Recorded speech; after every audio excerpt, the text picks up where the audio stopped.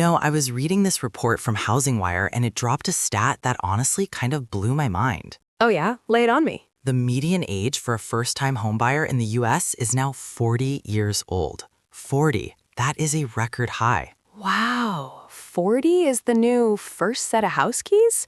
That's wild. I mean, millennials are delaying ownership by like 7 years compared to previous generations. Exactly. And Gen Z, they're sitting at a 26% ownership rate in their late 20s. The struggle is real. So what's causing the delay? Is it just high prices? It's basically a perfect storm. You've got sky-high student loan balances, rising cost of living, and then high-interest credit card debt on top of it. Oof, the trifecta. Right? The average student loan balance is nearly $38,000. And get this, for every $1,000 in student debt, the likelihood of owning a home drops by almost 2%. And I bet the holidays didn't help, right? That end-of-year spending spree? You nailed it. Data from Money Management International showed a huge spike in people seeking financial counseling right around the holidays. Let me guess, mostly younger people? Huge spike. For ages 21 to 30, the volume went up 65% year over year. They are feeling the pressure earlier and harder. That is a staggering number. It really shows how debt stress is pushing people to seek help. It does, and it's directly killing the housing dream. Over 50% of non-homeowners say student debt is the major barrier. It's psychological too. People think, I have to pay off all my loans before I can buy a house. Exactly, which just delays them even further while home prices keep going up. And here's the kicker. Even when they do buy, they're buying differently. Right. Borrowers with student loans end up buying homes that are 39% less expensive than their peers without debt. That's a huge gap in wealth building. You're starting later, and you're starting with a less valuable asset. It really highlights the long-term cost of that initial debt. Okay, this is depressing. Please tell me there's a silver lining here. What can lenders actually do? There is. It's actually a massive opportunity for lenders to build trust.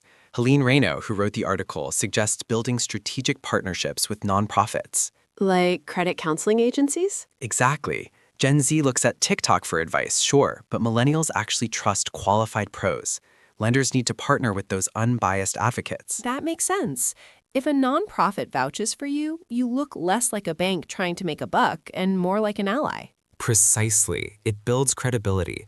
Plus, these counseling programs create a pipeline of mortgage-ready borrowers. So it's a win-win. You get social responsibility points, and you get clients who actually understand their finances. Bingo. Joint workshops, webinars, demystifying the process is key. What about the products themselves? Are standard 30-year mortgages cutting it? Not really. Lenders need to get innovative.